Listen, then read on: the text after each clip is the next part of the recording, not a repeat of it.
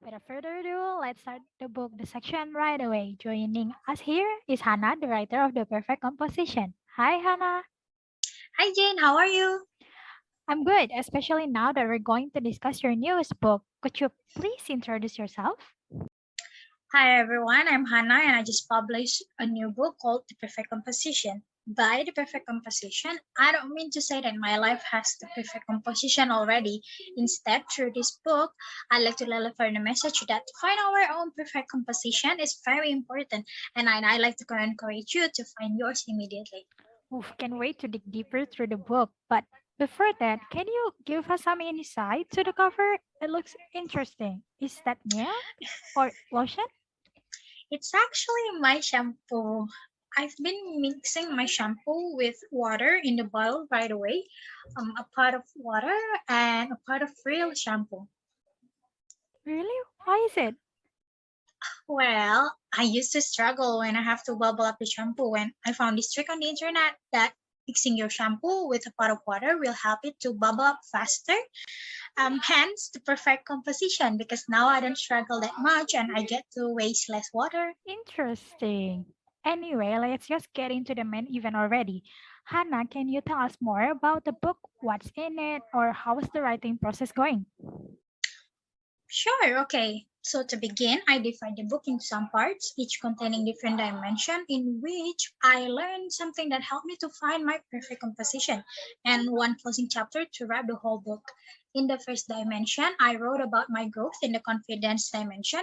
I used to focus only on the writing aspect, which I continuously still do. And one of the example I shared is how my essay on indigenous peoples' rights got accepted to Indonesia Youth Summit 2021, and I became one of the 50 panelists of the summit. In the past couple months, I also started to explore more in the speaking part. I was not comfortable, but learning means getting used to the feel of being uncomfortable, right? So I share my experience on speaking for the freshmen about tips and tricks on regarding high GPA. And the second dimension is digital presence, in which I share my experience of constantly interacting and sharing mostly through Instagram stories. There, I usually speak about the current issue of gender-based violence that is happening and or books and movies I enjoy. In the third section or dimension, we have the collaboration section. I used to get nervous when I have to take the leading position.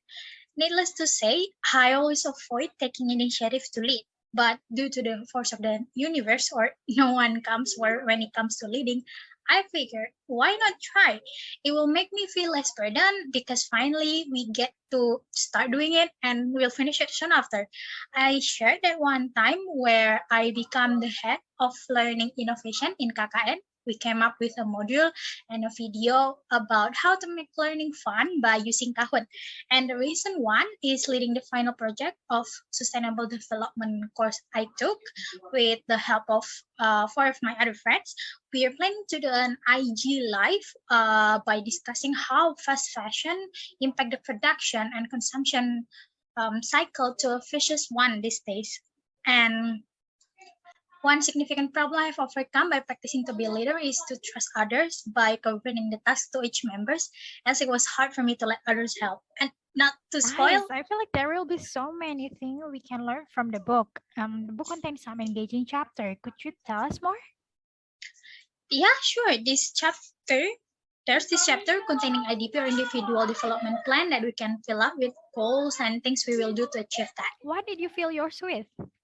A variety of things, mostly related to my study, which is going pretty well. I have been maintaining my GPA above 3.8, and the others still have to wait until I finish my tests. Interestingly, it turns out that I've been working out for one of the my additional interests, which is creative writing. And not only I've been consistently sharing through IG, I also have been writing fiction stories in my leisure time. I started to edit others' writing, which means I'm now a level higher than I was months ago. Looking back, I believe I'm much better now.